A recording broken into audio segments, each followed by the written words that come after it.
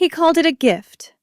But tell me, what kind of gift comes with a contract, a warning, and a list of conditions so long it drowns your name? The first time he handed me the folder, we were in the kitchen. He slid it across the counter like it was just business. Like marriage, motherhood, and everything I gave up to build a life with him could be measured in line items and legal terms. He smiled, said it was to protect both of us. But only one of us was holding the pen. You see, when a man offers you something that sounds too generous, there's always a cost. And in my case, the cost was silence. Years of pretending I didn't notice the shifting tone in his voice, the doors that started closing without me, the meetings I was never invited to. Until one day, I opened that folder again. And this time, I read every page like it was a map out.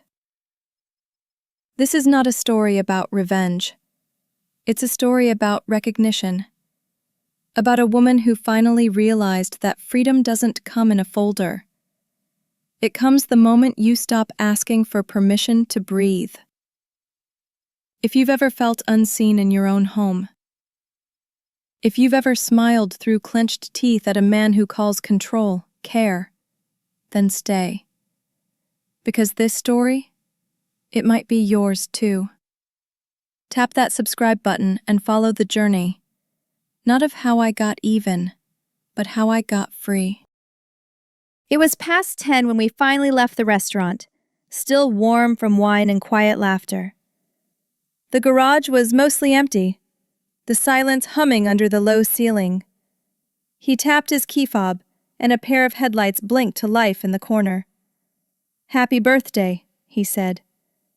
At first I didn't register what I was looking at. A brand new car, metallic gray, sleek, parked under the trembling light above. The kind of gift people don't give without wanting to be remembered for it. I stepped closer. The air smelled of concrete dust and fresh paint. I touched the hood. It was cold, despite the summer night. The shine was perfect. Not a fingerprint. Not even his. "You're kidding," I murmured. He pulled the key from his coat pocket, held it between two fingers like a magician before a final trick, and dropped it into my palm. It was heavier than I expected. "It's yours," he said, smiling. I didn't speak right away. A part of me was overwhelmed, the other part unsettled. I looked at him, then back at the car. It wasn't the gift that got me. It was the timing. The way he handed it over, smooth, practiced, as if the moment had been rehearsed. "Thank you," I said, but it came out slower than I meant. He laughed and pulled me close by the shoulder, his arm firm. "Now we don't have to share anymore," he whispered. I smiled. I think I even meant it at the time, but the key stayed cold in my hand. We drove the car around the block once, just to get a feel, he said. The engine purred like a secret. My name was already on the insurance, he assured me. He'd handled it all. We pulled back into the same spot in the garage 2 minutes later, headlights cutting across the empty wall. He reached across the console to squeeze my hand. "From now on, everything's ours," he said. The word clung to the inside of the windshield like fog. I wanted to believe it. Wanted to tuck myself into that kind of closeness. The kind that doesn't ask questions. The kind that sounds warm when spoken aloud. But something about the way he said it, it was too smooth, like a contract read too fast. I got out and stood by the passenger door. The cement under my heels still held on to the sun's heat, but the air had cooled. The scent of new leather still clung to my coat. He stood next to me, smiling at the car like it was his own accomplishment. His arm slid around my shoulders again. "Ours," he repeated, quieter this time. I nodded. That word, ours, wasn't a problem. It was the way it lingered, like it meant more to him than to me. Or maybe it meant something different. The kind of difference you only see in hindsight when the papers are being filed. Back upstairs, I left the key on the counter next to the fruit bowl. He picked it up and set it gently on the small table near the door. "Keep it in your coat pocket," he said, "so you don't forget." I smiled. It was the kind of comment that didn't mean much on its own, but I put it in my pocket anyway. That night, I lay awake longer than I should have, listening to the air vent hum above our bed, thinking about what it meant to be given something so large, so permanent. I wanted to believe it was love, that he simply wanted to surprise me, that maybe I'd been too cynical, too cautious. But the truth is, there's a difference between trust and holding something. I didn't know it then, but I was about to learn. Love should feel like shared space, not a favor owed. I rolled over and reached into my coat where it hung by the door. The key was still there. I curled my fingers around it. It wasn't cold anymore. It had warmed up, just enough to feel like something I should be grateful for. That was the part I'd missed. The underground garage always smelled faintly of exhaust and wet concrete. Even the freshly painted walls couldn't hide the years underneath. We came down again the next morning, and the light above the car buzzed faintly, flickering. He pressed the fob, and the car chirped once, waking up under the failing light. It was early. Too early for anyone else to be around. Just the hum of the ventilation system steady as breath. "I'll drive," he offered, already moving toward the driver's side. I didn't argue. I watched the shadow of the car stretch across the slick floor. Something about the scene felt borrowed, like a magazine photo that hadn't been fully staged. When I climbed in, the leather seat adjusted beneath me, too new to feel like mine. As we pulled out, I glanced in the side mirror. The yellow overhead light flickered again and then stilled. In the mirror, the space we'd just left looked darker than the rest of the garage. Later that week, I ran errands in the new car, grocery bags in the trunk, receipts tucked into the glove compartment. It drove like a dream. I parked under the same trembling light, reached into my coat, pulled the key out. It caught the overhead beam for a second, just a glint. Then it was gone. I slipped it into my pocket, where it rested warm and still. Nothing special about it. And yet, I kept noticing its weight. The soft bump against my hip as I walked toward the elevator. The clink when it met the other keys. It was such a small thing. A rectangle of metal and plastic, easy to mistake for ordinary. But it wasn't. It was beginning to feel like a story I hadn't agreed to be in. That night I looked down from our apartment window. The car sat in its spot perfectly still. A thin ribbon of golden garage light landed right across the license plate, just for a second, then flicked off. It reminded me of theater curtains closing. I don't know why I watched it so long. Maybe I was waiting for something, a sign, a shift, or just silence. The kind of silence that comes before something changes. I turned off the lamp, crawled into bed, and said nothing. The key stayed in my coat, where it belonged, for now. I got the email from work around 4:08 p.m. The bonus came through, higher than expected. I didn't tell anyone right away, not even him. Just sat at my desk a moment longer, the faint buzz of the office light above me softening the edge of the good news. Then I opened my personal account on the side screen. 2 tabs, one for the bonus confirmation, one for the final car payment. I ran the numbers twice, just to be sure. Then, without pausing, I transferred the remaining balance. Every dollar came from that bonus. My name on the wire, my account, no shared funds, no gray lines. It wasn't just about clearing a debt.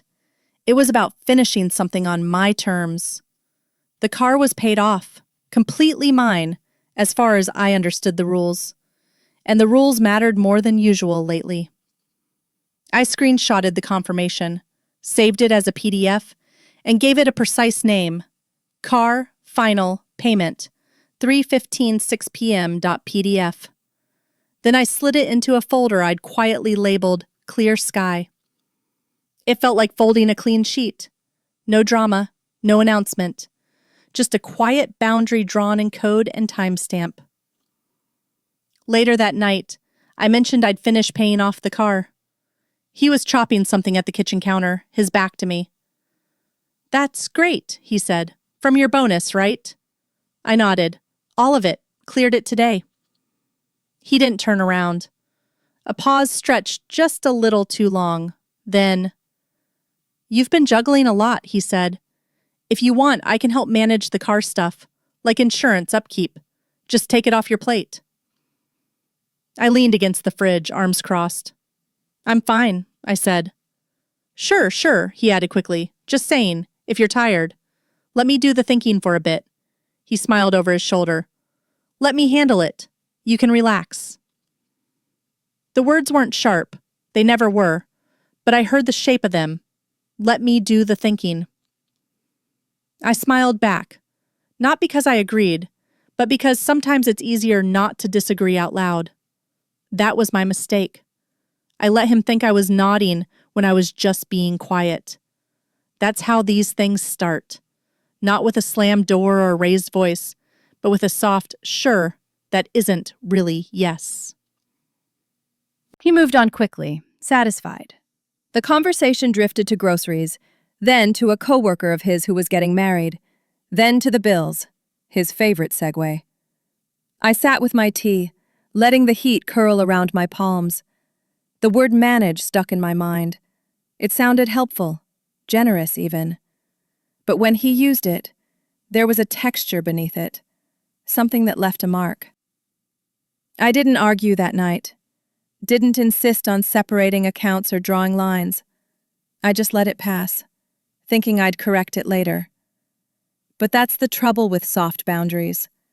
They shift quietly until they don't belong to you anymore. I didn't say yes. I just didn't say no loudly enough. Before bed, I went back to my laptop, created a second folder inside Clear Sky, named it car_paid_by_bonus. I dragged the receipt in again, just to be thorough. Then I made a third version, this one renamed with the exact hour and minute, 3:15, 6 p.m. confirmed. I didn't know why I felt the need to document it so completely. No one else was going to check. No one asked me to prove anything. But I've learned over time that memory can be slippery. Screenshots don't lie. Dates don't fade. I opened my notes app and typed one sentence. Final payment from personal bonus. No joint funds used. Saved and backed up to the cloud. No one would see it but me. Still, the act felt like lighting a candle in a quiet room. Just enough to see clearly. The next morning, the hallway outside our apartment smelled like bleach and artificial lemon. Someone had cleaned the elevator again. I stepped in, still damp underfoot. The overhead light buzzed once, then steadied. I looked up at the floor numbers as we descended. The silence felt heavier than usual. When the door opened, he was already waiting near the mailboxes, smiling like he'd been standing there for a while. "Ride together?" he asked. I shrugged. "I'll take my own car." He raised an eyebrow but said nothing. The elevator door behind me let out a half-hearted ding. The sound reminded me of something closing too soon. I watched him head toward his car while I took the slower route to mine. No hurry, just pacing my breath. My heels echoed faintly in the garage. I passed the row of cars until mine appeared, sleek and silent, under the same unreliable light. I got in, started the engine. There was a moment, just before I backed out, when I looked at my reflection in the rearview mirror. Not the kind of reflection that asks questions, just the kind that studies, measures, files away. I pulled out slow, no music, just the sound of the tires turning over cold cement. And behind me, the elevator doors slid shut again. This time, they made no sound at all. There's something comforting about paper. Maybe that's why I printed the confirmation, not just saved it. I wanted to feel it in my hands, to see the ink. A timestamp that didn't blink away when the screen dimmed. I printed 2 copies. The toner was running low, so the text came out faint but legible. I reached for a small binder clip from the drawer and pressed it over the corner with a soft click. Then, in the top right-hand margin, I wrote, "Paid in full, March 15, 6:04 p.m." My handwriting wasn't perfect. The pen dragged slightly across the warm paper. I slipped it into the expanding file folder tucked behind our coat closet's door. It wasn't hidden exactly, but I knew he wouldn't look there. He never touched the filing system unless something came with a red stamp on it. There's a stillness in physical proof, a kind of gravity. That little slip of paper felt like a pebble dropped in still water. No splash. Just quiet ripples that would keep moving long after I closed the file. "You printed it?" Marcy asked, raising her eyebrows over the edge of her mug. "Yeah," I said. "Why?" She blew across the surface of her coffee. "Just don't forget the digital trail. Keep the PDF too, timestamped, screenshots. Save them in at least 2 places." Her tone was casual, but she didn't look away. Marcy wasn't nosy, but she'd been through a drawn-out separation 2 years earlier, one where receipts went missing and memories turned slippery. I nodded, took another sip. When I got home that night, I followed her advice. Downloaded the PDF from my email again. This time, I didn't just save it. I uploaded it to the cloud, renamed it with the full time and date, and locked the folder with a password. Then I sent it to myself through a separate inbox, one he didn't know about. It felt paranoid, but only for a minute. Then it felt like common sense. The next morning, before work, I opened my laptop again. I hadn't meant to, but my fingers moved on their own. Navigated to the account settings of my personal bank. Clicked through menus I hadn't touched in months. 2-factor authentication was already on, but I updated it anyway. New recovery email, new backup codes. I copied them by hand onto a sticky note and sealed it inside a small envelope, tucked behind an old photo album no one ever opened. Then I took screenshots of the new settings, just in case something failed. There was no dramatic music, no red flags or flashing warnings, just small, careful motions in a quiet room before the day began. Still, I couldn't shake the feeling that I was preparing for something I hadn't named yet. I told myself it was just smart practice, but it felt like building a raft. Later that week, while waiting for the dryer to finish, I pulled the folder from behind the coats. I sat on the bench in the small laundry nook, flipping through the receipts, checking that everything was still in order. The hum of the dryer was low, steady, like a breath pressed against the walls. The air was warmer in there, drying heat softening the corners of the papers in my hand. I ran my fingers across the ink again. The line I'd written, the time and date, hadn't smudged. Still clean, still true. I folded the paper once more, gently, and slid it back into the folder. As I stood, I noticed how clearly I could hear my own breathing. A small, even rhythm. It sounded like someone who didn't trust silence anymore. On my way out the door, I stopped by the building's mail slots. Our box was near the bottom, small, metal, unremarkable. I inserted the key, and it let out a tiny clang as it hit the sides. Even that sound made me pause. The mailbox was empty. Just a coupon flyer and a credit card offer I didn't remember signing up for. I stood there an extra second anyway. The clink of the key echoed a little as I turned it back, metal on metal.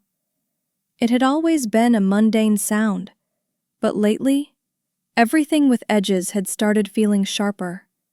There's a moment, barely a thought, really, that slides under your skin before your brain can name it. I had that feeling walking back up the stairs. Not fear, exactly. Not suspicion. Just familiarity. The same way some people can smell rain before it comes, I could feel the weight of someone watching what they call help begin to lean. I'd grown up around that smell. Polite control. Quiet accounting of what belongs to whom, disguised as care. The kind that doesn't shout, it smiles.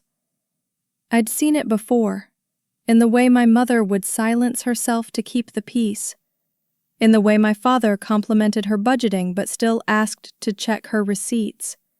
Back then, I didn't have a word for it. Now I did. It was called preparing. We were eating takeout in the living room. The television was on, low volume. A documentary about deep-sea creatures flickering across the screen. He reached for another bite, then paused.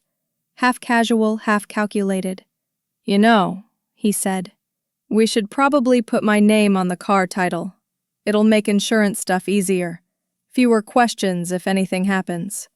I looked at him, just for a second too long. He kept his gaze on the TV, chewing like nothing important had just been said. "For insurance," he repeated. There was a simplicity in his tone that made it sound like common sense, like changing a light bulb or updating an address. I didn't answer right away. He leaned forward, brushing a napkin across his mouth. "It's just easier that way. You know how these companies are." I nodded slowly, not in agreement, more like I was acknowledging the chess move. "Maybe," I said. That word hung in the air, harmless on the surface. But beneath it, something had shifted. The next day, I still hadn't made a decision. Part of me wanted to push back, ask why he needed his name on something he hadn't paid for. But I also wanted to believe there was no angle. That maybe, just maybe, it really was about safety, about logistics. I remembered the way he had said ours that first night. The way the word had landed with a weight I didn't fully unpack. So when he brought it up again over coffee, I said, "If it's really just about insurance, then okay." I didn't mean it the way he heard it. It was not permission, it was a test. But he smiled like he'd won something. That's when I knew I had to start writing things down. The county clerk's office smelled like dust and laminate. We waited in line behind a couple filing for a marriage license. They were laughing. I couldn't tell if they were nervous or happy or both. Our turn came and he stepped forward first, handing over the paperwork with a bright, "We're just updating a vehicle title. Should be simple." I stood beside him, quiet, watching the woman behind the glass stamp a corner with practiced indifference. When she reached for the pen, I took mental note. Short black hair, blue glasses, faint scar across the knuckle. Her name tag read D. Norris. I glanced at the digital clock behind her. 11:47 a.m. Later, when we got home, I opened my notes and typed, March 28th, 11:47 a.m. Clerk, D. Norris. Requested name addition to title. I saved it in the Clear Sky folder. It wasn't dramatic. It wasn't angry. It was just a record. That night, I lay in bed and thought about the difference between legal and right. It's a line people blur too easily, especially in relationships, where lines are smudged by affection, by routine, by shared toothpaste and Sunday leftovers. He hadn't broken any laws. He hadn't even raised his voice, but the moment felt off, like being nudged a little too hard in a crowd. Legal doesn't mean neutral. It doesn't mean harmless. It means permitted, by someone else's rules. And if I wasn't careful, I'd wake up one day in a version of my life where I'd permitted too much. I stared at the ceiling for a long time, the faint trace of streetlight cutting a diagonal across the plaster. The next morning, I scrolled through old contacts until I found her name, Natalie Chen. We hadn't spoken in months, maybe a year. She'd helped me with a contract once, back when I freelanced. Sharp, discreet, no nonsense. She also didn't ask questions unless necessary. I typed, "Hey Nat, can I send you a doc to glance at? Something small." She replied in under 5 minutes. "Sure, forward it here, no charge." I attached a scan of the vehicle title update request. Subject line, "Just want a second eye." No explanation, no backstory, just the facts. A quiet pulse of precaution. It didn't feel like betrayal. It felt like breathing with both lungs again. Later that evening, I stood by the sink, rinsing out a glass. The kitchen was mostly dark, except for the overhead light, which flickered twice. Quick flashes, then steadied. He was in the hallway checking his voicemail. I heard the soft buzz of his voice, muffled and low. Neither of us said anything about the light, but I noticed he looked toward it too. It was one of those shared silences where both people pretend nothing just happened, because naming it would make it real. The glass in my hand caught the reflection of that flicker. For half a second, it felt like the room exhaled something I hadn't meant to keep in.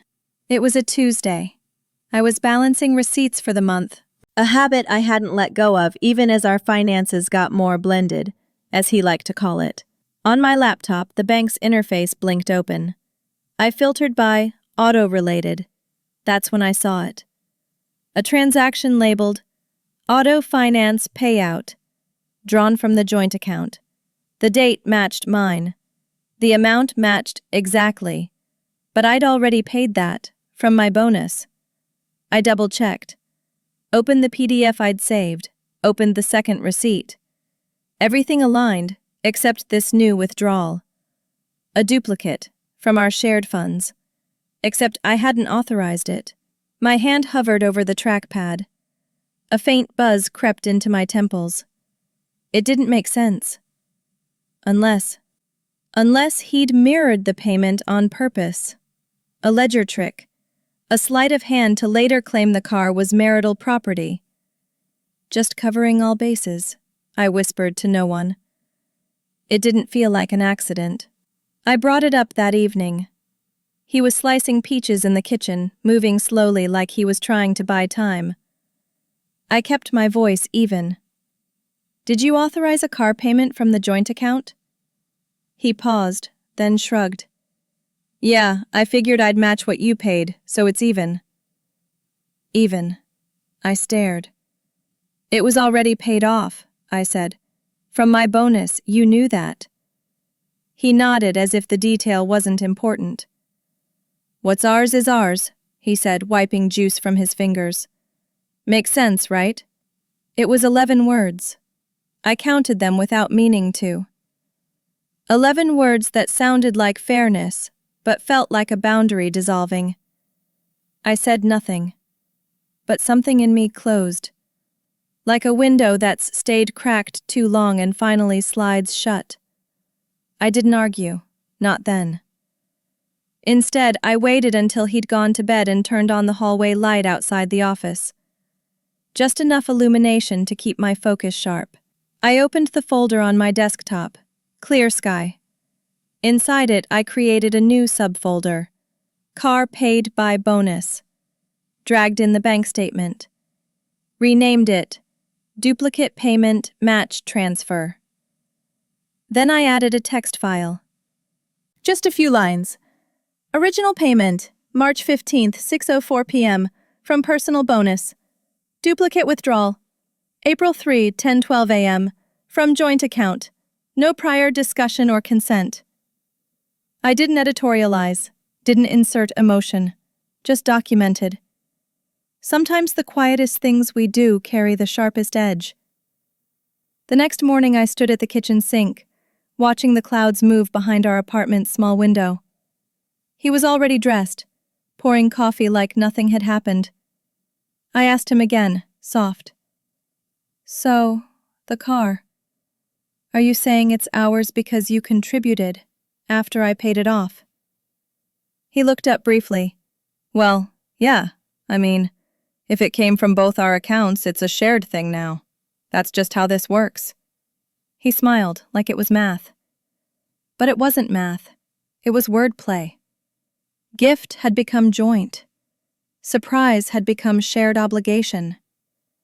And somehow the lines he crossed were written in language so smooth it didn't sound like crossing at all. I stood there, hands wet from rinsing my mug, letting the silence grow. He left first.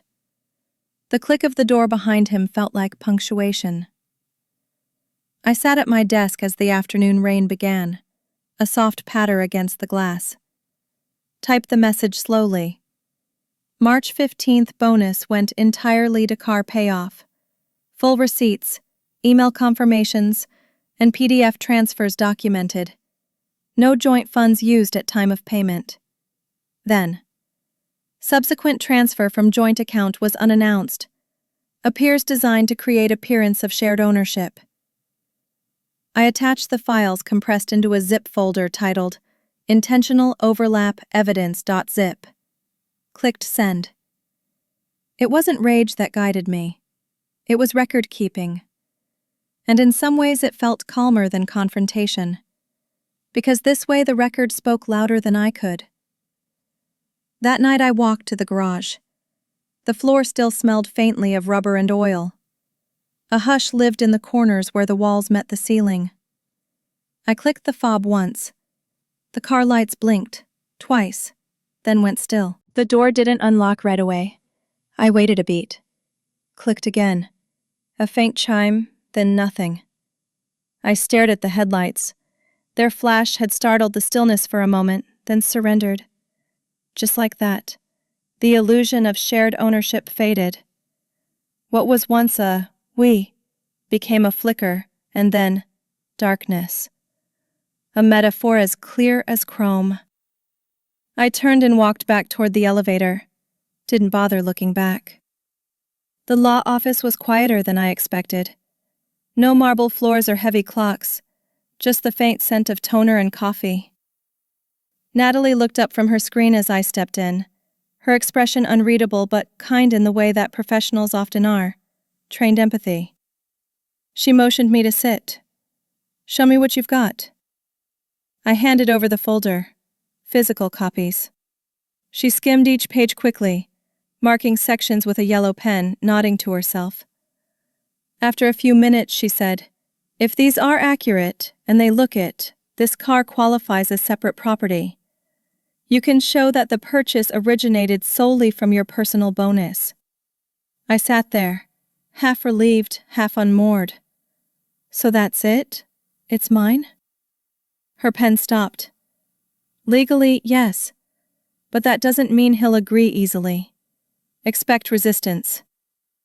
Her tone was even, factual, not a warning, a map. I nodded. My heartbeat was calm, but my palms had started to sweat. I wasn't used to this version of myself, the one who took notes during an argument that hadn't yet happened. Natalie smiled faintly. Just keep everything documented. And breathe. I did both.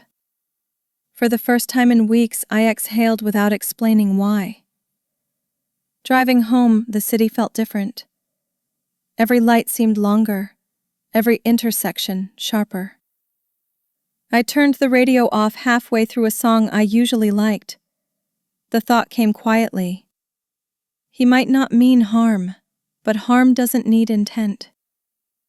I parked the car, sat there a moment. The garage was dim, familiar.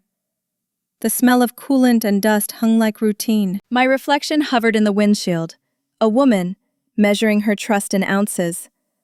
I wanted to talk to him, to ask for honesty one last time, before the walls hardened between us. But another voice whispered, "Why give someone the chance to rewrite what's already written?" I stayed in the car until the lights shut off automatically. Then I took a slow breath and whispered into the darkness, "Just tell me the truth once." It wasn't a prayer. It was a deadline. That night, Natalie called back. "I looked through the metadata," she said. Everything lines up perfectly. Dates, timestamps, all consistent. If he tries to contest it, you'll win on documentation alone. Then a pause. Don't get dragged into long conversations, she added. Keep communication factual. Write everything down. You don't need to argue. Her voice was calm but weighted. I know, I said. Still, the instinct to explain, to justify, buzzed beneath my ribs. Let the paper speak, she said again. People twist words. Documents don't. After she hung up, I sat in the kitchen with the laptop open, cursor blinking on an empty email. The blue light made my skin look almost unfamiliar. I began typing. Subject, summary, vehicle purchase from bonus. Then line by line I wrote the facts. Attached evidence, CC'd myself. It felt clinical, cold. But there was a strange peace in clarity. When the message sent, the small whoosh sounded louder than usual. A digital signature to something invisible but real. I opened the sent folder and stared at it. My name in both the sender and recipient lines. It was proof, not of wrongdoing, but of care, of precision, of refusing to be erased. I printed one copy, date-stamped it, and placed it into clear sky under car legal trail. The air in the apartment was still. I could hear the soft hum of the refrigerator, the steady click of the thermostat. Ordinary noises. Except now they sounded like witnesses. I closed the laptop and whispered, done. Not victory, just acknowledgement. Sometimes, the smallest act of self-documentation feels like planting a flag in your own life. Later that night, the printer light blinked through the open doorway. A small blue pulse, steady, patient. The paper slid out in slow rhythm, whispering against the tray. I liked that sound. It wasn't dramatic, but it was exact. I picked up the sheet, still warm. The text looked precise under the dim light. Every date aligned, every word clean. It reminded me of the courtroom photos I'd once seen in news stories. Cold proof laid out under fluorescent bulbs. Except this wasn't for public view. It was my private archive of self-respect. I placed the paper in its plastic sleeve and shut off the light. For a second, the darkness felt softer than before. The next morning I sent him a text. Can we talk tonight? I'd like to clear something up. He replied with a thumbs-up emoji, simple, thoughtless, as if we were confirming dinner plans. I spent the day half working, half listening to the ticking clock on my desk. The hours folded into each other until evening arrived like a held breath. When I got home, I cleaned the counter, lit the small candle near the window, and set my phone face down, prepared. Not for a fight, but for a record, the kind of talk that doesn't fix love, but measures its damage. Outside, the street lamp flickered once, then held steady. A good omen, maybe. Or just a warning light that had finally stopped pretending it wasn't broken. He came home late, loosened tie, paper bag from the deli in one hand, keys jingling in the other. I was already sitting at the table, 2 mugs of coffee between us. His was still steaming. Mine had gone cold. He set the bag down, glanced at me. "What's all this?" he asked, tone casual but cautious. I didn't smile, didn't ease him in. I simply asked, "Was the car a gift or a marital asset?" There was no lilt in my voice, no lead-up, just the question, dropped like a coin into still water. He blinked. "Why? Just answer." He scratched the back of his neck, eyes darting toward the window. "It's both, I guess. A gift, sure, but also something we share. It's for us, right?" I didn't respond, just held his gaze. He shifted in his chair, reaching for the coffee. Took a sip, then set it down, slower than usual. I waited. He didn't say anything else. And in that silence, I heard everything. He leaned back, the chair creaking. "You're making this into something it's not," he said. "It's just a car. I bought it for us, for the family." He still wouldn't meet my eyes. That phrase, for the family, floated above the table like an old excuse in a new shirt. I kept my voice flat. But I paid for it, with my bonus. You knew that. He exhaled. Does it matter? It's ours either way. I don't know why you're digging through paperwork like it's a crime scene. That part stung more than I let on. He was trying to make my caution look like paranoia, my preparation like betrayal. It's about fairness, I said. He picked up the bag of food, started unpacking containers. The conversation was clearly over for him, but not for me. I opened the screen. He glanced over, frowned. What's that? I tilted the laptop toward him, careful and slow. One folder open, clear sky. Subfolder, car paid by bonus. Inside, PDFs, timestamps, annotated transfers, and a short note in bold at the top. Original payment from personal bonus, no joint funds used, confirmed via statements. He squinted at the documents, pretending to skim. You've been keeping all this? He asked, tone dry. I didn't respond. You make it sound like I'm out to screw you, he muttered. Still, I said nothing. Because if someone needs you to close your eyes to stay in love, that's not love. It's something else. You've been keeping records, he repeated. Then came the bitterness. You track everything like some kind of investigator. No wonder you can't relax anymore. The tone was familiar, worn, defensive disguised as concern. I just like to be clear, I replied. He scoffed. I didn't know I married someone who treats me like a suspect. I didn't flinch, just closed the laptop. You didn't, I said. You married someone who knows what's hers. His mouth opened like he had more to say, but no words came. For once, I didn't fill the silence. He walked out of the room, not with a slam or a storm, just the slow exit of someone who thought silence still gave him the upper hand.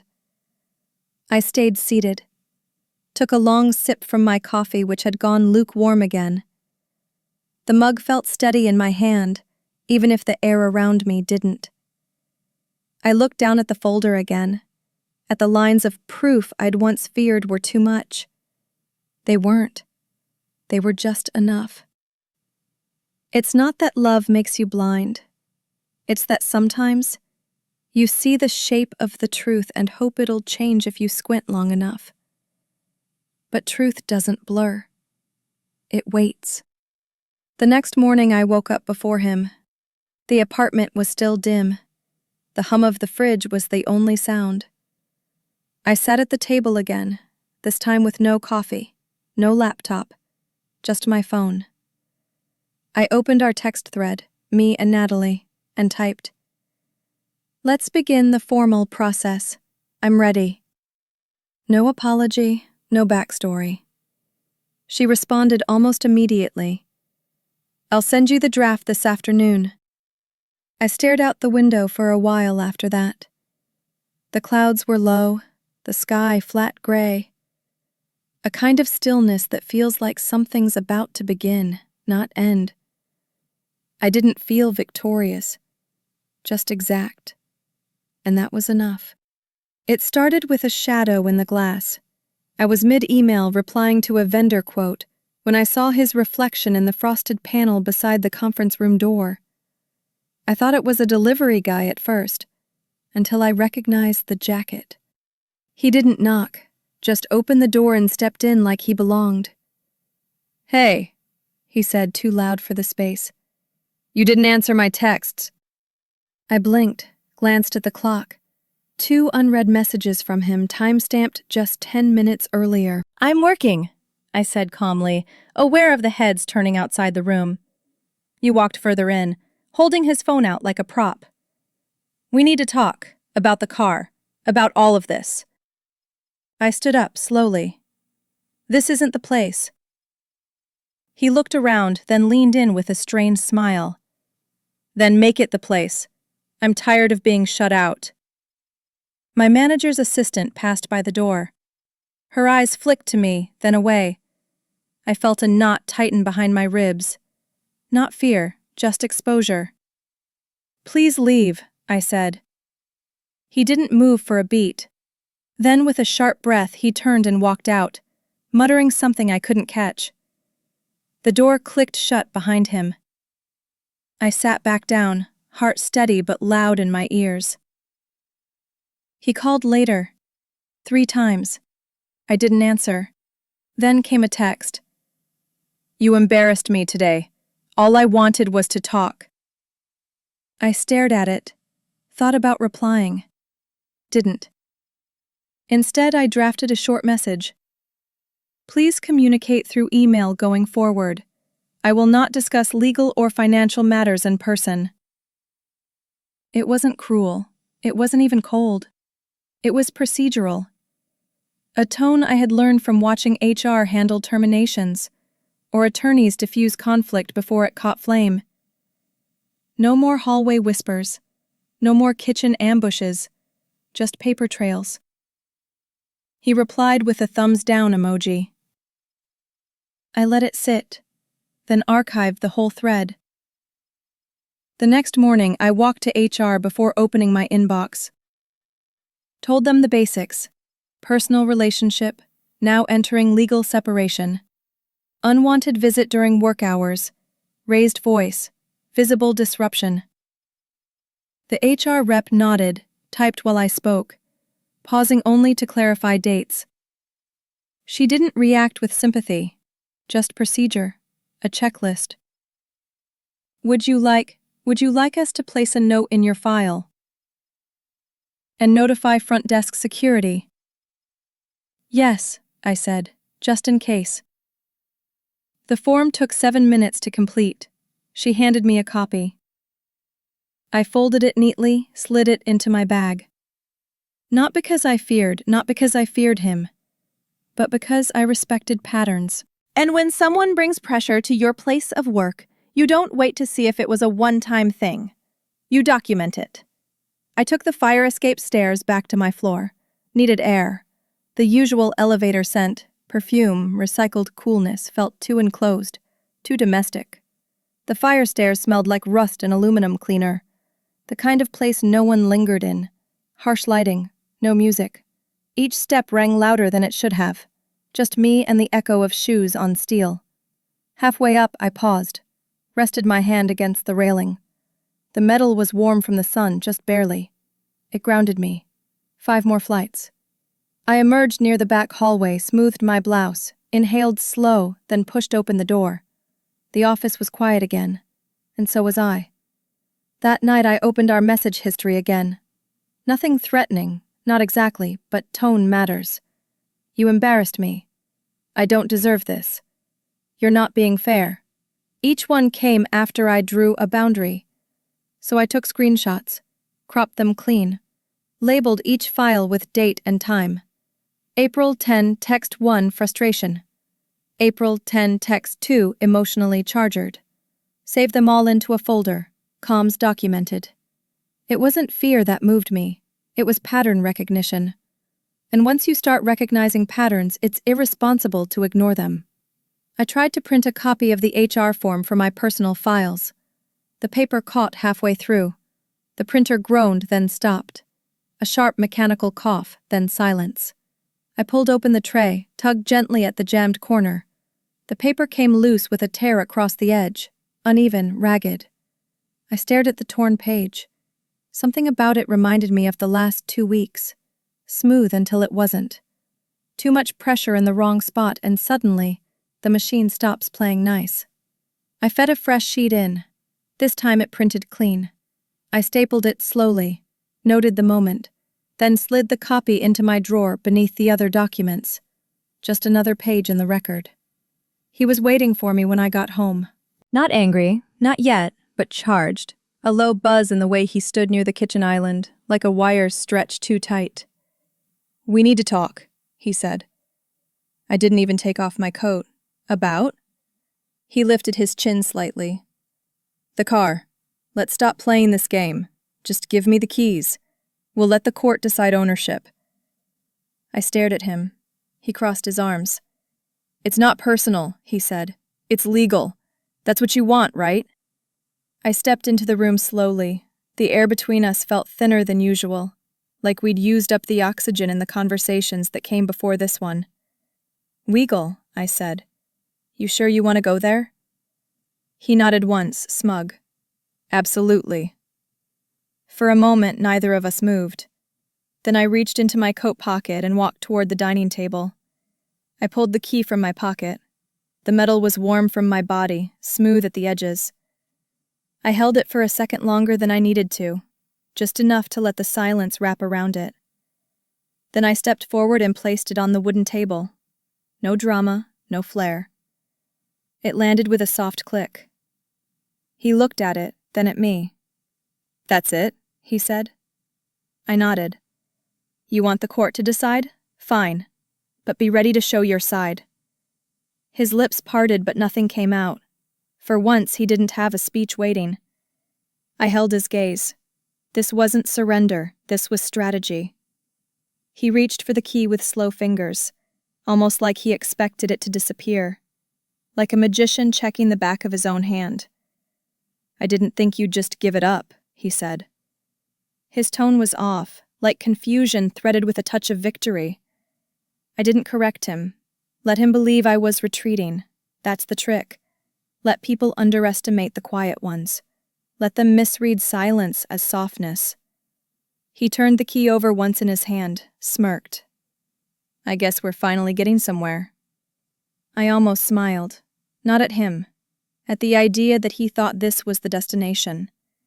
He was halfway to the door when I spoke again. You might want to check the transaction logs on my bank account. He turned, eyebrows pinched. What? I folded my arms, leaned back against the edge of the table. Every payment, every PDF, every transfer, timestamps, originals, duplicates, the folder's complete. He blinked. I don't need to see your... You do, I said. Because if you want the court to decide, they'll want to see it too. His posture shifted slightly, less confident, less sure of the narrative. You're bluffing. I tilted my head. Try me. The weight of silence returned, but this time it wasn't mine. He stood there, still holding the key, the metal glinting in the afternoon light bleeding through the blinds. No rebuttal, no justification, no spin. He didn't sit, didn't step closer, just stood in that space where his confidence used to be. And in that space, something subtle happened. Power shifted. Not through shouting, not through proof, just in knowing. He looked down at the key, then set it back on the table. The edge trembled slightly as it landed, not from my hand, but from his. It didn't slide, didn't bounce. The key landed flat, metal against wood, and stayed exactly where I'd placed it. Still. Heavy. Final. He walked out without another word. The door shut with a soft thud. I stood in the quiet that followed. No music, no apology, no demand. Just me, the table, and the key. Sometimes the most powerful thing you can do is not chase, not explain, not soften. Let the sound of a single key on polished wood say what years of talking couldn't. It didn't roll. It didn't beg. It simply stopped. The clerk didn't flinch. She'd probably seen thousands of faces like mine, calm, deliberate, carrying manila folders that weigh more than they look. I handed over mine. Inside, divorce petition, car payment proof, account summaries. Every line underlined once in soft pencil. She flipped through the pages like they were grocery coupons. No judgment, just procedure. Signature here, she said, pointing. And here, I signed. The pen felt too smooth, the ink too eager. I glanced at the small digital clock behind her. 9:42 a.m. She stamped the corner of each document with practiced rhythm, one that told me my life change was item number 6 in her morning. The last page she stamped twice. Then she returned it with a neutral nod. It's been received. I tucked the copy into a new folder labeled filed_official. Then I stepped back into the hallway, feeling nothing and everything all at once. Natalie's voice on the other end was steady. "You're clean on this," she said. "The timeline, the source of funds, the receipts. Everything supports individual ownership." I didn't reply right away. She added, "If he contests it, he'll lose, but he probably won't." "Why?" I asked. "Because he'll recognize that you came prepared." The word prepared landed like a gift I'd forgotten I'd wrapped for myself.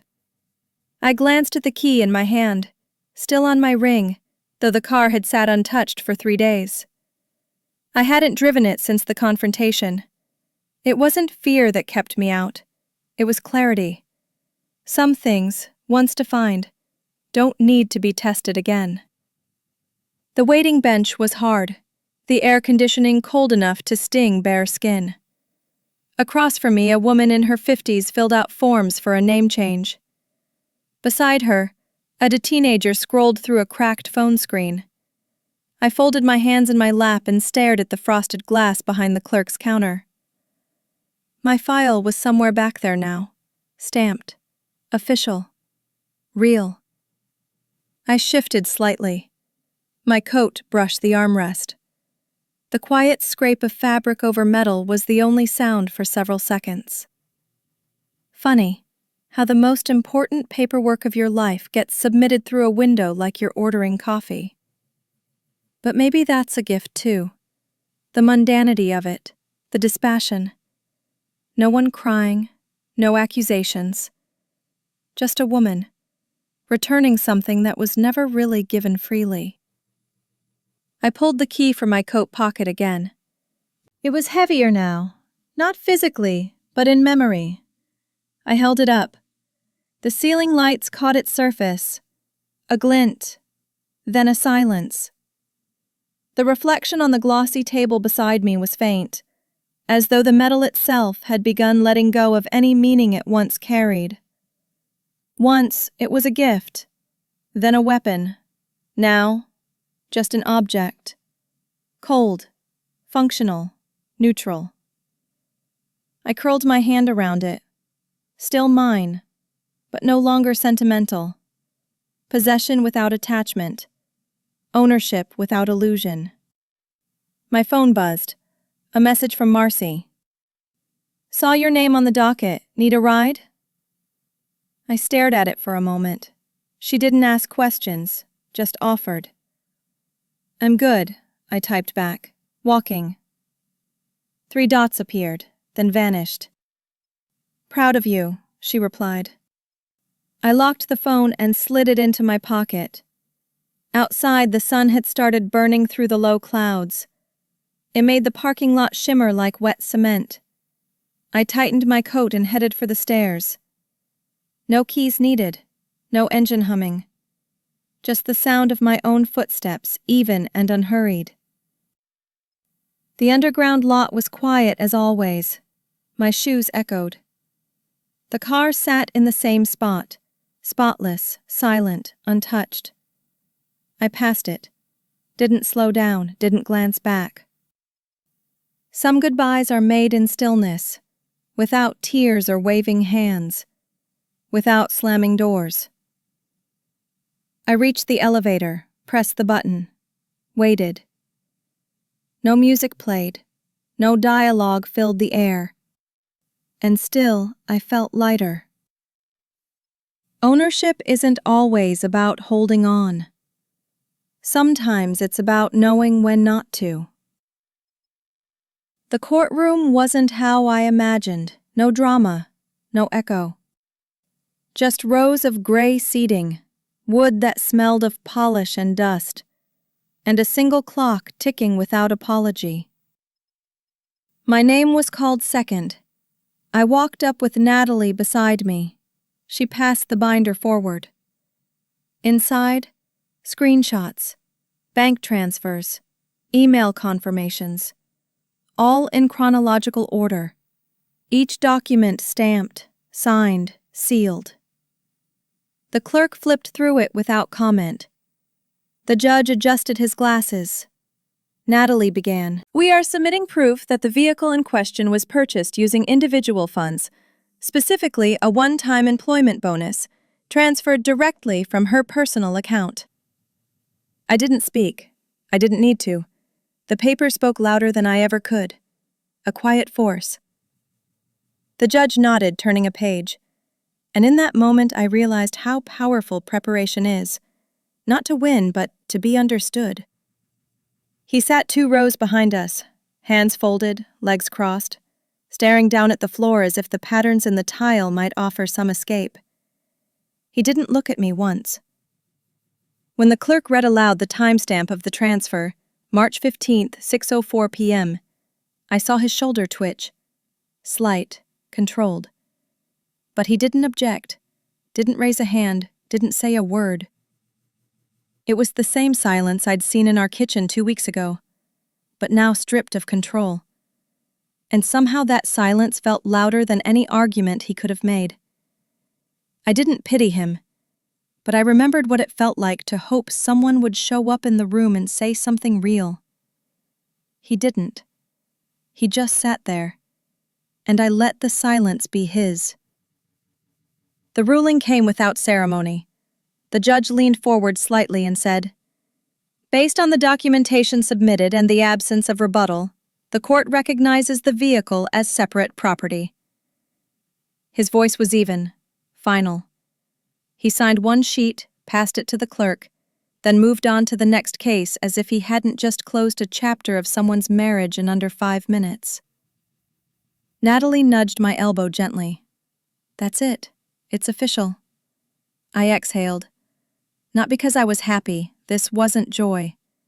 It was something quieter. Like when a knot you forgot was inside you finally unspools. I whispered, "Thank you." She just nodded. "You earned it." Outside the sky was cloudy but soft. I hadn't noticed how tightly I'd been holding myself until I felt my shoulders fall slightly, my arms relax. It wasn't like the movies. No dramatic courthouse steps, no arms raised in victory. Just a woman walking in flats, carrying a bag full of printed evidence and a name that no longer needed defending. A calm I hadn't felt in months began to settle behind my ribs. There were still things to finish, still papers to sign. But the part I feared, the doubt, was gone. The court believed me, and I finally believed myself. Later that afternoon, Natalie called again. "I suggest you sell the car before the final hearing," she said. "It's yours, clean title. Easier to wrap the case if that asset's no longer in play." I didn't answer immediately, not because I was unsure, but because part of me wanted to sit with the idea. Selling it would mean closure. No more key. No more seatbelt smell. No more echo of his voice saying ours. Just a clean line in the ledger. "I'll schedule it," I said. "I'll let you know." She responded simply, "Good move." I opened my calendar and highlighted the coming Thursday. Time to let it go. Back in the courtroom, just before I stood to leave, the judge reached for his gavel. He tapped it once. Not loud, not theatrical. Just a soft wood-on-wood sound. But it carried. It echoed down the walls, settled into the base of my spine. A punctuation mark in a paragraph I didn't know I'd been writing this whole time. That one sound told me the court had seen what he wouldn't acknowledge. And more than that, it had believed me. Sometimes justice doesn't thunder. Sometimes it just lands quietly and stays. It started with a simple email. I sent it on a Wednesday morning. Requesting vehicle appraisal, clean title, single owner. The reply came fast. The dealer offered a same-day slot. I attached the scanned ruling from court just to keep everything transparent. No questions asked. The offer came in 20 minutes later. Fair, Competitive, not sentimental. I confirmed. Then blocked off time Thursday afternoon for the appointment. Added a short note to my calendar. Let it go. It was the first time in months I scheduled something just for myself that didn't involve a courtroom, a bank, or a spreadsheet. Just release. I didn't tell him, didn't need to. Natalie followed up that evening. Her email subject line was blunt. Final verification, vehicle sale rights. Inside was one sentence. Per judge's ruling, you are the sole owner and may sell at discretion. Attached, the ruling. PDF stamped, page 3 highlighted. I read it twice, then filed it into clear sky under final_authority. No more wondering, no second opinions, no risk of reversal. It was strange how something as sharp as a divorce could carry this sense of calm. That's what clarity does. It doesn't soothe, it settles. And I was finally settled. Thursday came quiet. I woke up early, dressed without thinking too much. No lipstick, no scarf. Just something clean, simple. The keys felt lighter in my hand. I slid into the driver's seat. The engine clicked on without hesitation, the screen glowing like nothing had changed.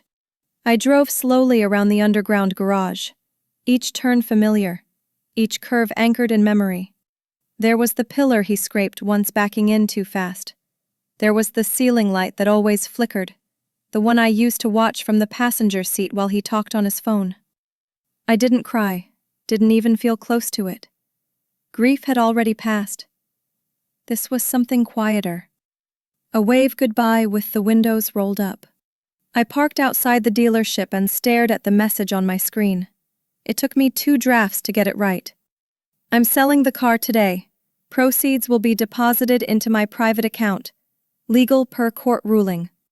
No anger, no bait, just fact. I hit send. The message turned blue, delivered. A minute later, you don't have to do this. I locked the phone. Sometimes dignity is found in not replying. I grabbed my folder, stepped out of the car, and handed the keys to the man waiting by the door. He smiled, unaware that this was a funeral of sorts, but for me, it was more like a birth. Inside the dealership, the paperwork was straightforward. The buyer didn't ask questions. The appraisal matched the earlier offer. I signed where they pointed.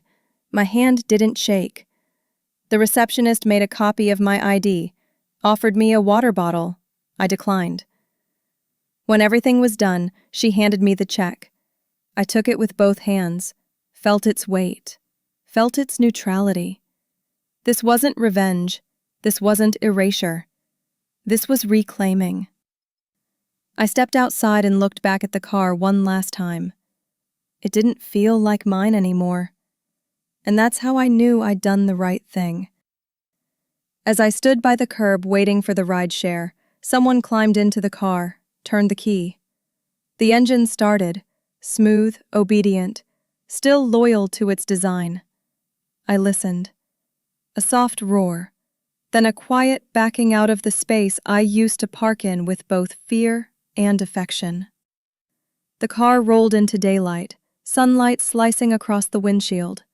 And then it was gone. Just a machine doing its job. Not a symbol, not a bond, not a story. The sound of that engine faded into the noise of the street, and I breathed in the silence it left behind. The papers were already printed when I arrived, 2 stacks, one for the dealership, one for my records. The man behind the desk was polite, brisk, not chatty. Title transfer, single owner, he said, checking off boxes. Just need a couple signatures and an initial here. I nodded. He slid the paperwork forward. I read every line, quietly, slowly, before picking up the pen. Vehicle identification number. Check. Odometer reading. Check. Court ruling reference. Check. My signature landed steady.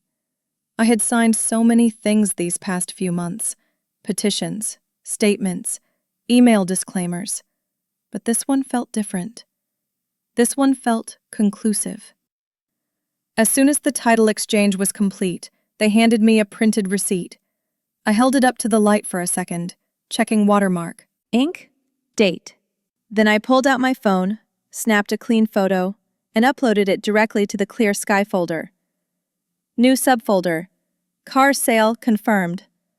I renamed the image, receipt vehicle transfer April 13. The dealership offered to email me a digital copy, but I already had it backed up twice before they finished asking. Old habits, now hardened into instinct. My life had become a library of folders, a paper trail that whispered, I was here, I saw it, I owned it, and I let it go. Back home, I drafted a simple email. Subject, vehicle sale, proof of transfer. Body. Attached are the scanned documents confirming the title transfer and sale of the vehicle in question. Copy retained in client folder. Let me know if further documentation is needed before final hearing. I CC'd Natalie. Attach the image in PDF. No over-explaining, no elaboration. Within 20 minutes, she replied, Received. You're officially clear on this asset. I stared at the screen a moment longer than I needed to. Then I shut the laptop, folded the hard copy, slid it into my drawer under the tab labeled Closed Assets. One more door shut, softly, without regret. I stood by the kitchen window, cracked open to let in the spring air. The street below was chaotic. Someone laid on a car horn longer than necessary. A short burst of yelling followed. None of it was about me. None of it reached me. I stirred a spoonful of honey into my tea, watching the steam curl upward. My reflection shimmered faintly on the glass. I thought about all the nights I had stood there before, watching headlights blink through the trees, wondering when the tension would break. Now the tension was gone. Outside it was just noise. Inside it was mine. The phone rang as I was filing away the final page. His name appeared, still unblocked. I let it ring once, twice, then answered. I think we can settle outside of court, he said without preamble. If you're open to talking. I didn't answer immediately. He went on. No need to drag this out. We can agree on the remaining terms. Keep it quiet. There it was again, quiet. A word he never used when he had the upper hand. I waited, then replied, Put it in writing. A beat, then a sigh. I just want this to end clean. I hung up. That's exactly what I wanted, too. I reopened the divorce main folder, clicked notes from call, typed, April 13th. He requested off-record negotiation. I declined. Only written communication going forward. Then I closed the file. Physically, emotionally. There was no drama, no sense of power. Just a page turned deliberately. He used to hate email, said it made everything feel too legal. Now, it was the only language I'd answer in. A boundary wrapped in keystrokes, one he couldn't talk over. The next day I received his terms in an attachment. I didn't open it right away, because now I was in no rush. He placed it down casually, almost carelessly.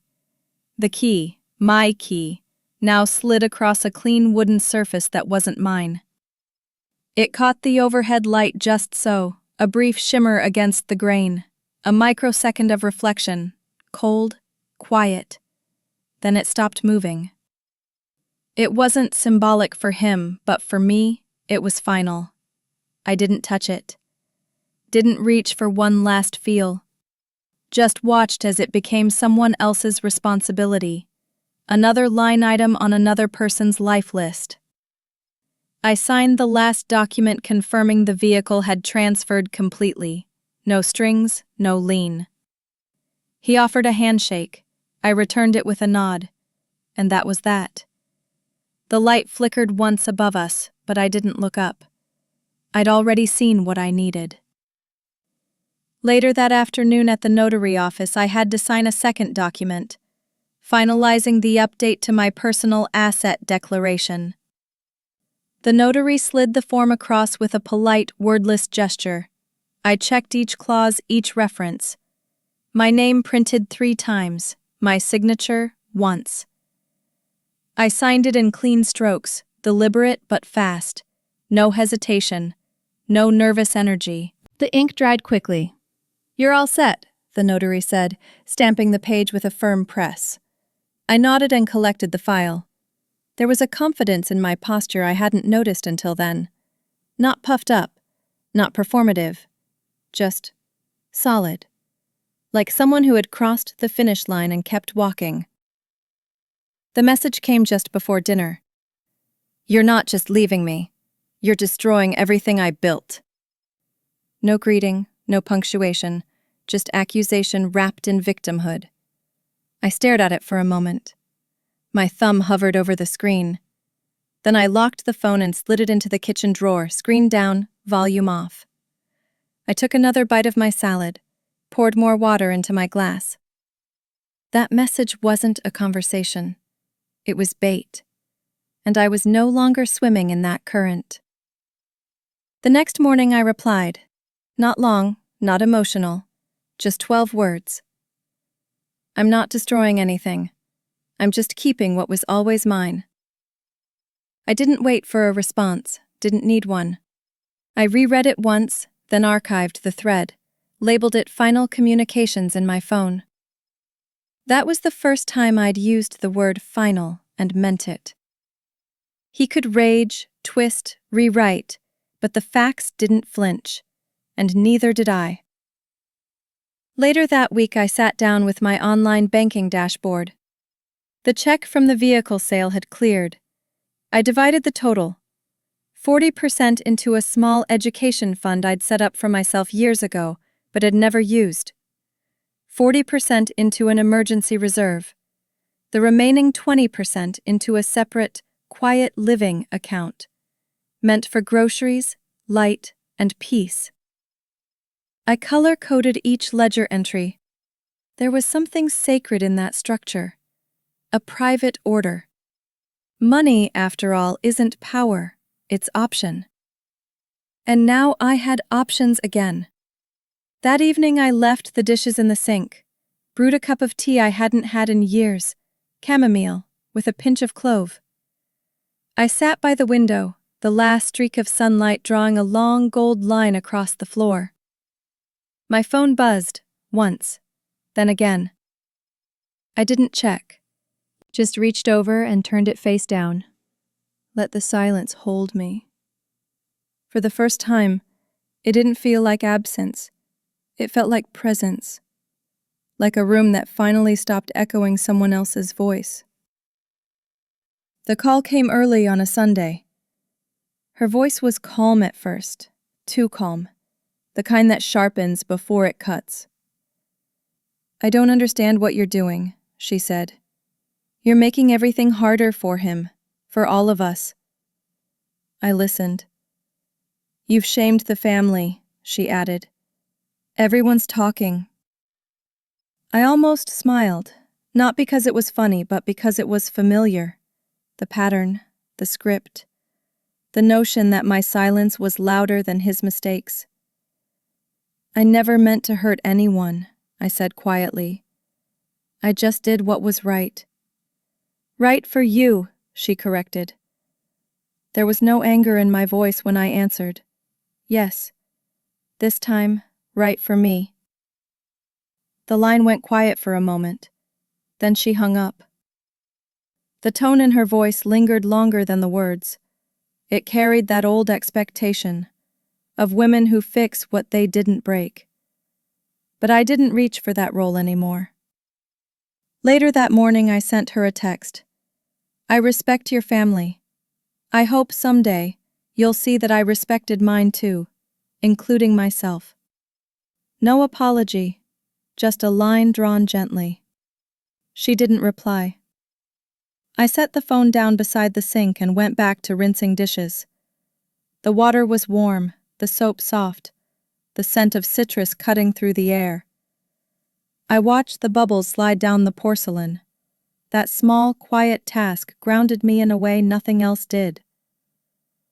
There's a kind of dignity in washing what's yours and letting what isn't go down the drain. I wasn't angry at her, or him, just tired of carrying what didn't belong to me. That afternoon I stepped into the elevator of my building, a grocery bag in one hand. A couple entered on the third floor. They smiled politely, holding hands. The kind of ordinary gesture that used to feel like oxygen. When they stepped out, I stayed still. The doors closed. That's when it hit me. The quiet ache behind my ribs. It wasn't loneliness exactly, more like release meeting emptiness halfway. A single tear slid down. I wiped it before it reached my jaw. The elevator stopped at my floor. The chime sounded bright, unaware. I stepped out, exhaling through my nose, steady. By the time I reached my door, the feeling had already softened. Pain, I realized, doesn't always leave dramatically. Sometimes, it takes the elevator. That night, I opened my laptop and typed, "Trauma-informed therapist near me." Clicked one link, then another. I didn't overthink it, just filled in the form. Reason for visit: life transition, clarity, self-boundary.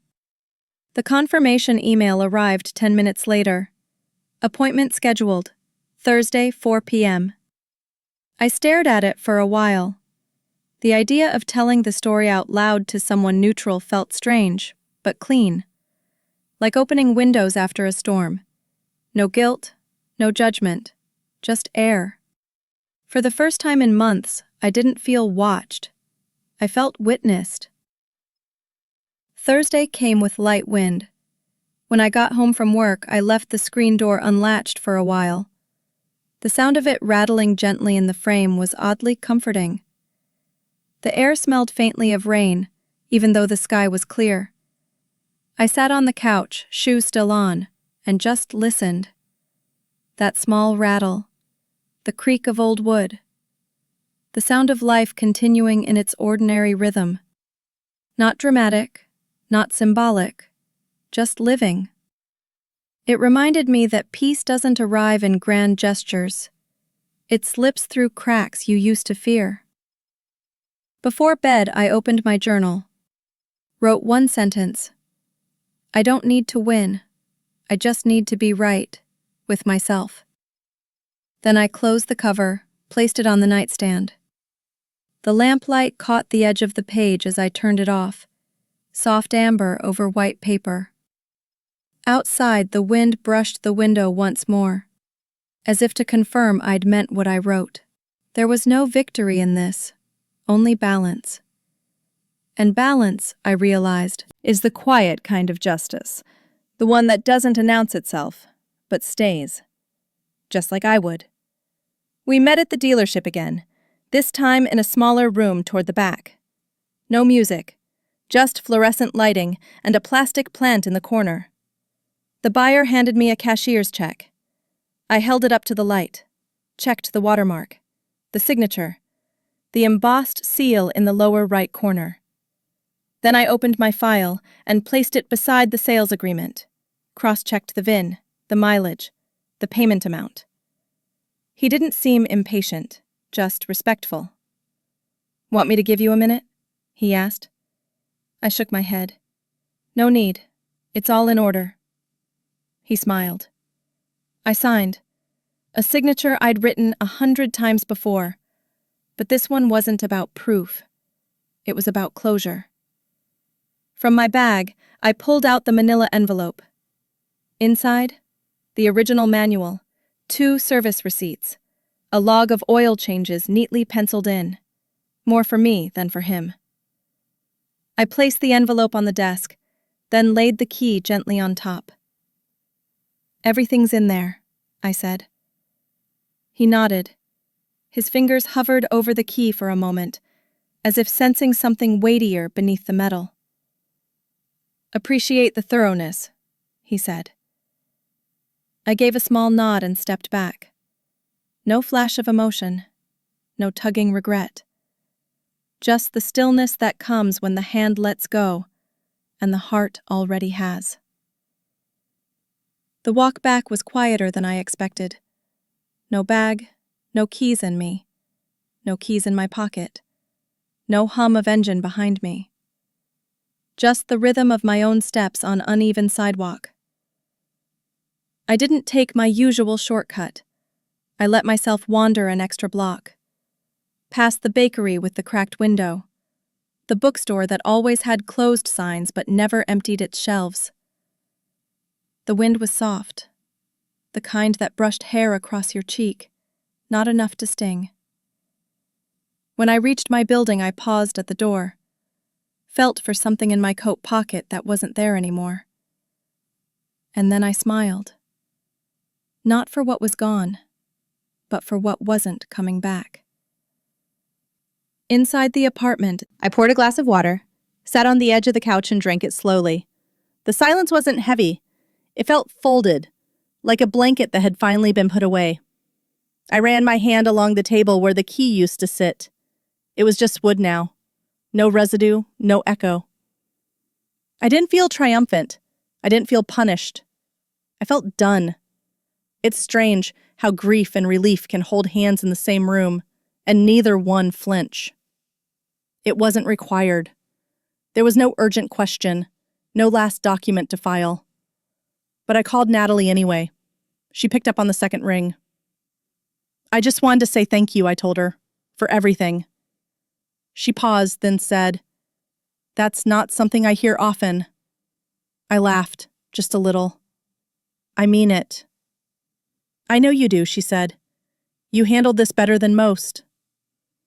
I didn't argue with her.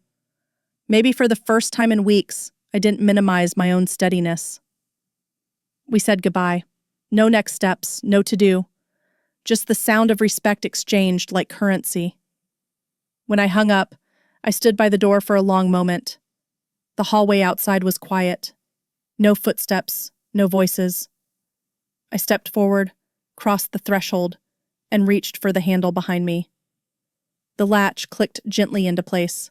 Not a slam, not a barrier, just a confirmation. I looked around the room, the same room I'd walked into so many nights, burdened, unsure. Now, the space looked the same, but I didn't, and that's what mattered. The email pinged just before 9 a.m., subject, deposit confirmation, vehicle proceeds.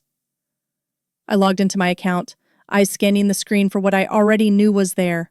Line item, plus $19,400. Description, cashier's check deposit. I exhaled. There it was. Clean, simple, earned. No strings. No emotional cost embedded in the transaction. Just currency. I flagged the deposit, categorized it as asset liquidation, and dragged it into the budget line I'd created 2 weeks earlier. Stability, emergency, plus education. One click, then another. I stared at the screen a moment longer than I needed to. Not because I doubted the transfer, but because for the first time in a long while, I had nothing left to check. That afternoon I opened a blank spreadsheet. No pressure, no accountant jargon. Just 3 columns at the top. Learn, save, breathe. Under Learn I typed, Community College Writing Class. Digital Privacy Course. Under Save, Emergency 6-month Cushion. Roof Repair Fund, Mom's House. Under Breathe, Fresh Bedding. New sneakers, finally. Weekend trip, alone. I color-coded the cells. Soft green for growth, light blue for quiet joy. Then I added a final row. All 3 columns merged, the cell empty. That space wasn't a mistake, it was a promise. The next day I walked 2 blocks to the transit kiosk, bought a 30-day bus pass. I held it in my hand a second longer than necessary. It was plastic, flimsy, unremarkable. But it was freedom. No maintenance, no fuel, no title. No text saying, "Where are you taking the car?" I slipped it into my wallet behind my ID. Then I caught the 10:15 bus, sat near the window. The ride was slow, imperfect, human. The stops came when they came, and for once I wasn't behind the wheel, wasn't calculating arrival. I was just moving. That was enough. At a red light, I looked out the bus window. A couple climbed into a brand new sedan, leather seats, chrome trim, the kind of car he used to say I deserved. I used to believe him. But belief can be a trap when it comes dressed as a compliment. Now I knew better. I didn't want flash. I wanted mornings without calculation, nights without comparison.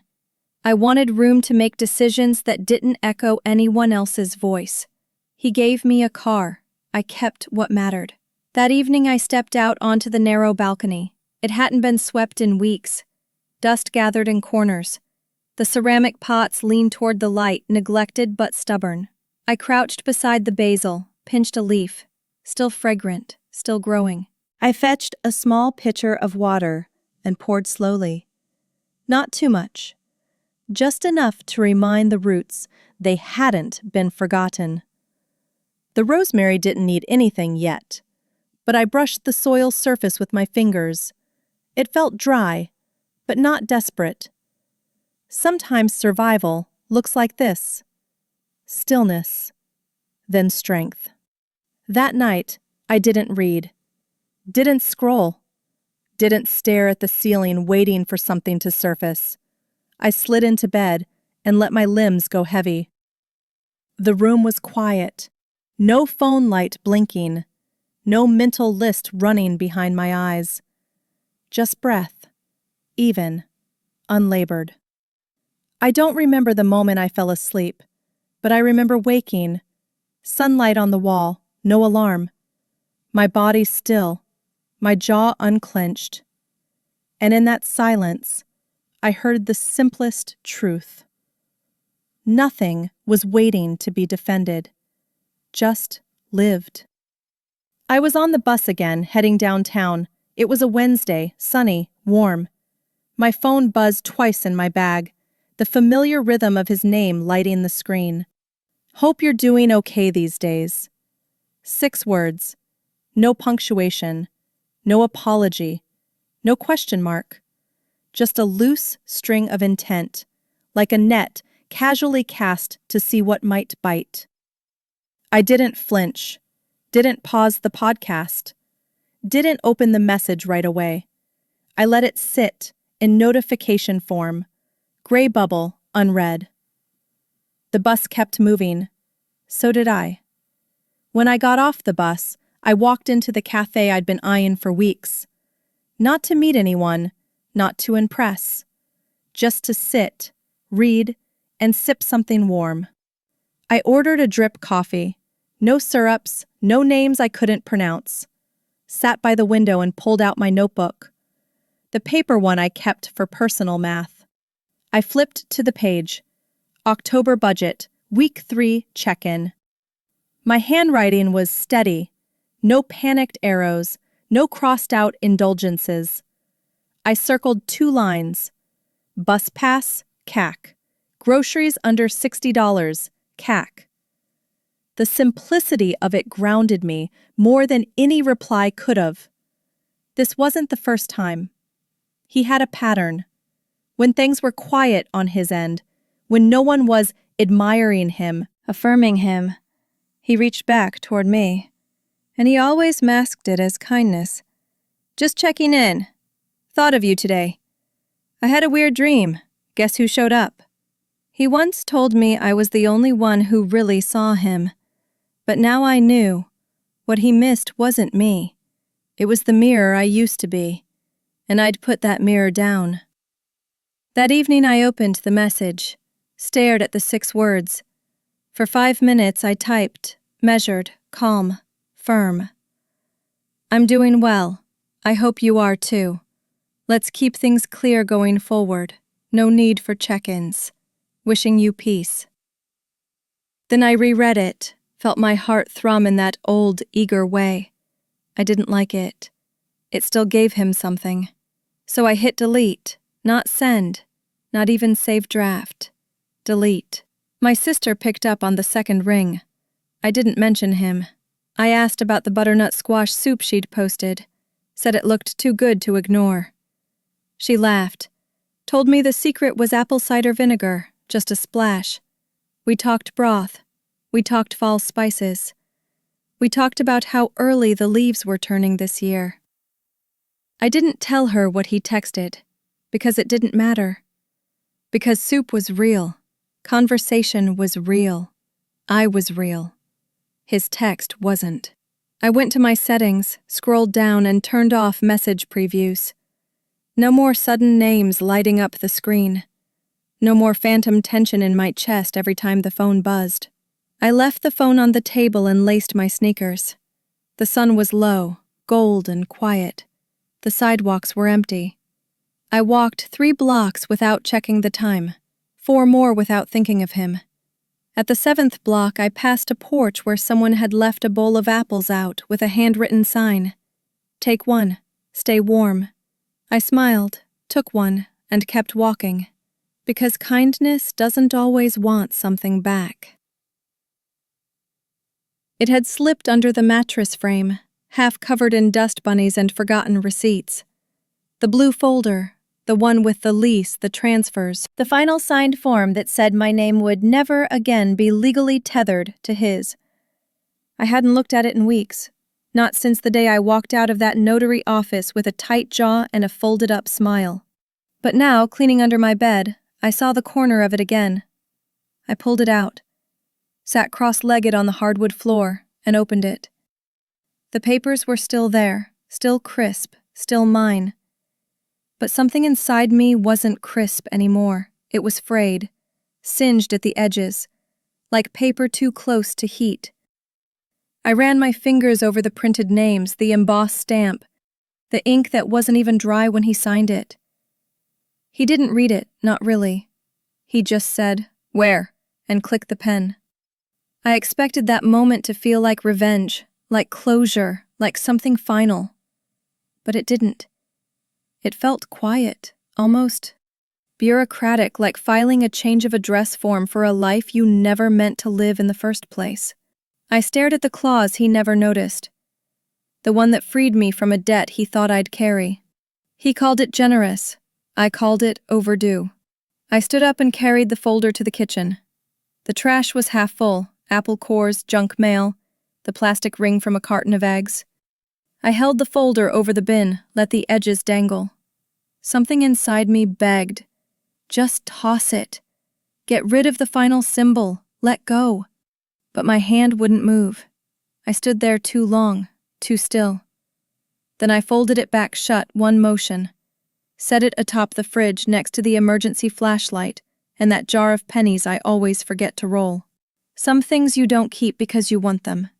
You keep them because they remind you what it cost. I didn't plan to light anything, but the air felt thick.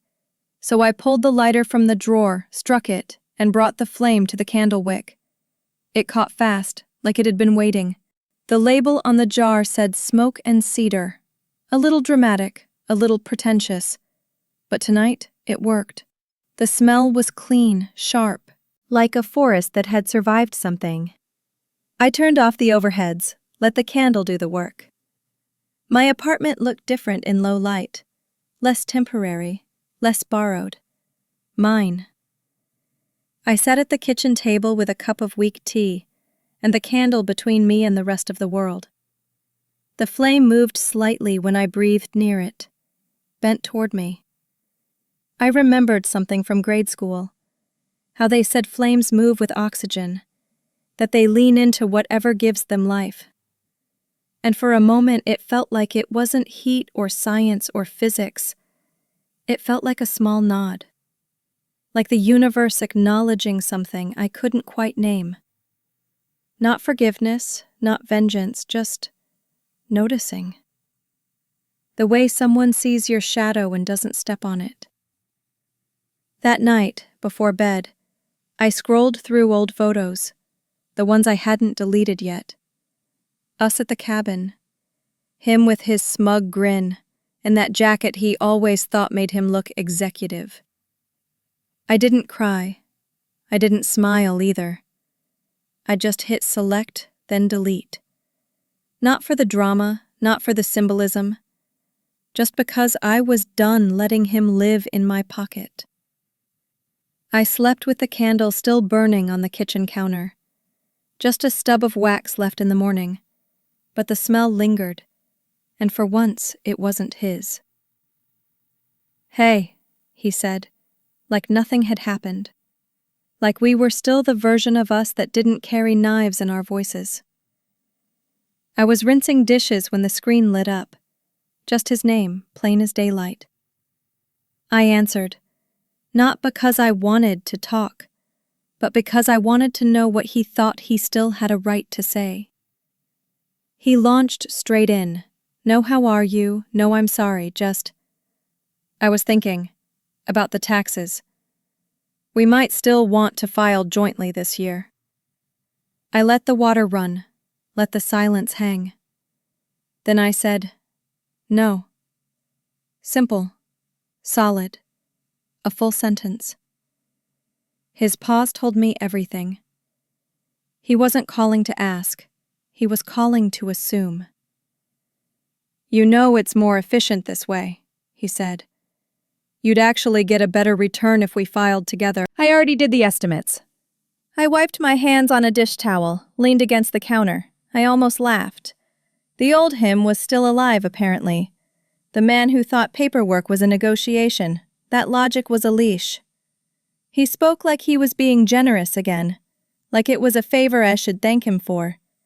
But I wasn't doing math anymore, I was doing freedom. And freedom, as it turned out, didn't always make fiscal sense, but it slept better.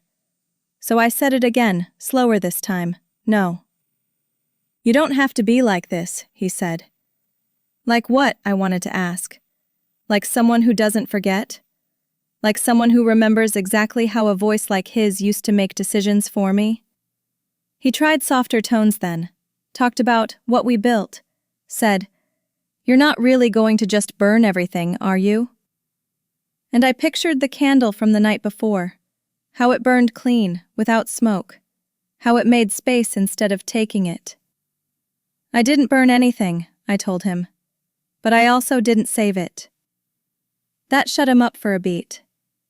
"You're being emotional," he said finally.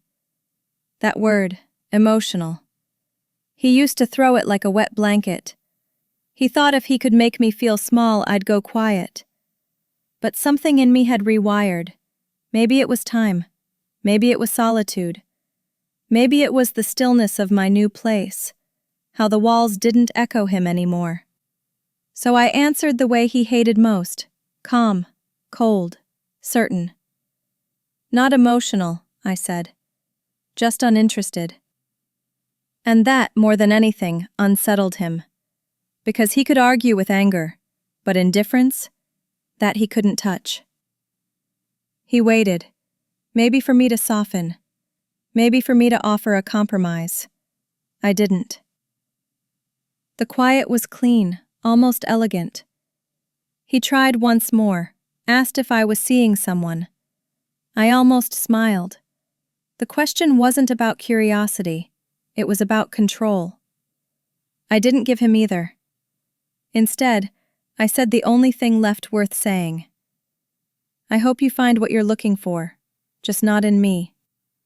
Then I hung up. No ceremony, no breath held, just click, like closing a book that had gone on too long. After the call, I didn't cry, didn't pace, didn't replay it. I just boiled water, dropped in a tea bag, and stood by the window while the steam rose. Outside, a dog barked somewhere down the block. A kid's scooter clacked over sidewalk cracks. The world was still spinning, and I was still standing. I sat at the table with my mug, pulled my sweater tighter around me. The candle from last night was done, just a circle of wax, hardened, but the room still smelled like something clean, like fire that left no scar, like a decision you don't have to explain. The folder was still where I left it, bottom drawer, labeled, neat, intact, like a kept secret. I hadn't opened it in weeks, not since the night I lit that candle and told myself the truth. I didn't throw it out, didn't shred it, didn't need to. Some endings don't need fire, they just need stillness. I stood there that morning, drawer half open, sun cutting across the floor in long blades, and I thought, not about him, but about me. The girl who once held that folder like it was a lifeline. She didn't live here anymore. I had an appointment. Simple paperwork, really. The teller was polite, young, efficient. He asked if I wanted to rename the account. I said yes. He smiled and asked, "To what?" I paused, then I said, "Just my name. No hyphens, no second signatures, just mine." It wasn't about the funds, it never had been. It was about declaring quietly that I no longer shared ownership with someone who treated me like an asset, that I could stand alone, on paper and in person. And as the printer hummed, something in me unclenched. It was on my way home, the old house, not haunted, not angry, just a structure I once mistook for safety. The curtains had changed, so had the mailbox. Someone else's wreath now hung on the door, and still, there it stood.